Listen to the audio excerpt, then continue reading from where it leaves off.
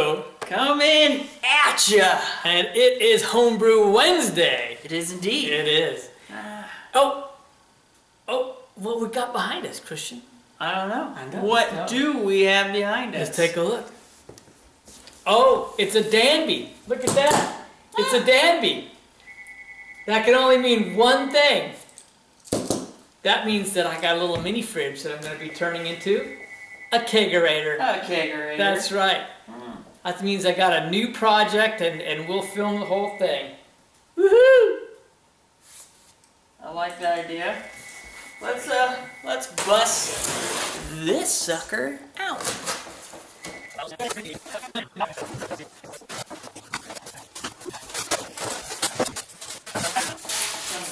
Hey look, it's a Danby!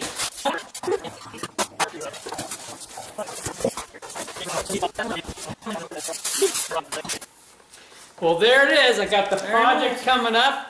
I'm planning on getting a dual tap on top, and I'm looking at, I got to do measurements, but I'm thinking I'm going to try to get the double regulator, so it has the two I should say for the kegs, and the individual one for the tank.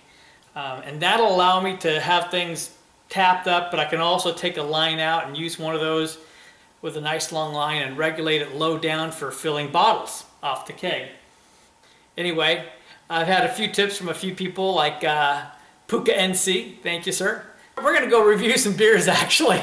But one last thing guys, I'm dedicated to beer and you all know that.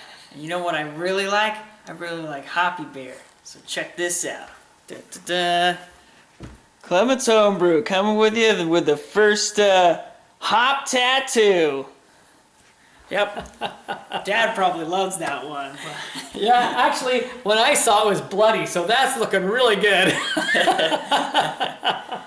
So I'm sure you just saw the video on the new mini refrigerator I have. Basically, it's the same version that Brett from Newfound Brewing has. And I'm excited about setting that up. I kind of have plans. I will video this. I will create a complete video of how I'm retrofitting the whole thing and put that up.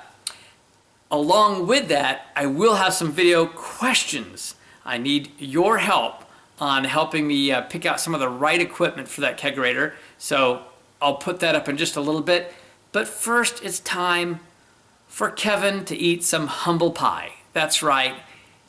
I do, on occasion, make a mistake, maybe. And two of my good friends were busting my balls, so to speak, the other night on Uvu. I was on with SJ and Nathan from Under the Table Brewing and Laramo 22. So anyway, evidently the bottles that I packed in that video were sent out to Under the Table Brewing, to both Nate and Brad, and one of the bottles' cap sprung a leak. That's right. On my packing, on my perfect packing, it's happened one time. That was the one time that that's happened. So, if you're so inclined, indeed, good idea to put electrical tape once over the top and then a wrap around to make sure that those caps don't come loose in shipping. But be sure that if you do that, you have your friends cut underneath. Don't try to tear it off because they may break the seal of the cap themselves. All right, humble pie eaten. I had another wonderful, wonderful idea that was written in. I apologize, I don't recall who sent this in.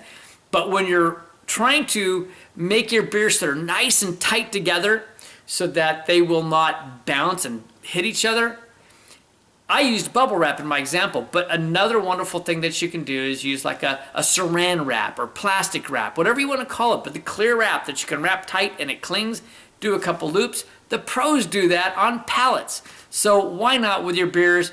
Fantastic idea. Thank you. Wonderful, wonderful tips. Passing those along. All right, let's get down to it. First of all, Christian is theoretically bottling his red Kilt Riser ale this week.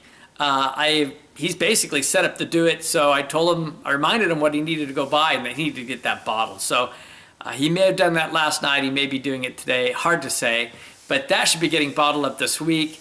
And I will be brewing my SJ Pour Challenge beer this weekend. And there's just a lot going on here. It's busy in the SJ Pour Challenge 2014 front with all the activity going on behind the scenes. And I do need to thank a few people real quick. First of all, a behind the scenes guy, Pat's Fan 1282, if I remember correct, which is Joe Belcher. Joe is the behind the scenes guy, accounting guy, who's giving us proper advice, doing research, so we can set up a nonprofit club type organization. And SJ and I spent some time on the phone with him a night or two ago. And Joe, thank you so much. I do appreciate all the work that you and your wife have put into researching this. What a great team you are, and what a great asset to all of us. Also, I have to thank again that we've got Nathan and Brad from Under the Table Brewing as Midwest hubs, and we have Lermo 22 as the additional East Coast hub, but basically covering the South. And we have like 3 other people that have volunteered to be hubs that both SJ and I have been communicating with, and we really appreciate it. And we want you to hang tight, because we may need to ask one of you to be a 5th hub. We won't go more than 5 hubs. It'll make it too complicated for everyone. So, and I'm going to have a special video on hubs and how many beers you will need to ship or set aside coming up later. Okay, enough of that. Back to brewing. I'm brewing this weekend. I am brewing the SJ Pour Challenge beer myself this weekend. Keeping busy here. And I am going to be doing a project then of making my kegerator. So it will be a tower kegerator. And I'm going to have 2 taps on that. Probably something very similar to what Lermo 22 has, actually. Looking forward to getting that set up. I have questions, though.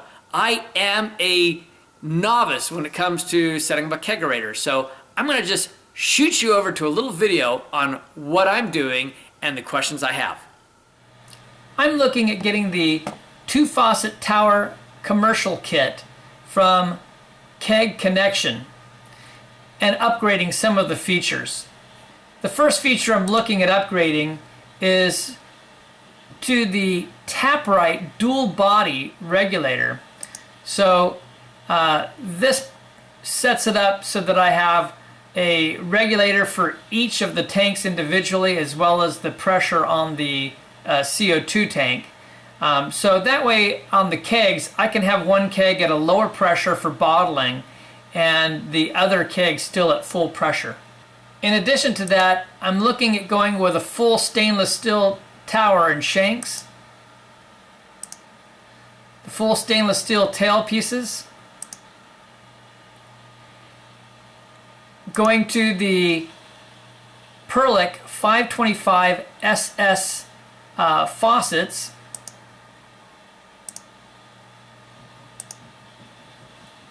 beer lines.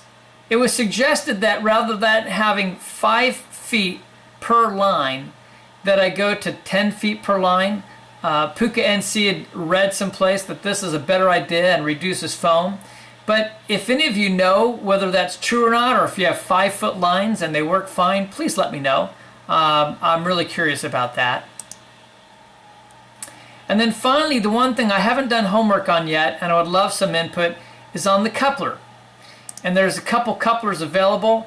They have a standard coupler. They've got a Sankey D American coupler, stainless steel. They've got the Sankey D US made Taprite coupler. And they've got a Sankey D low profile Taprite.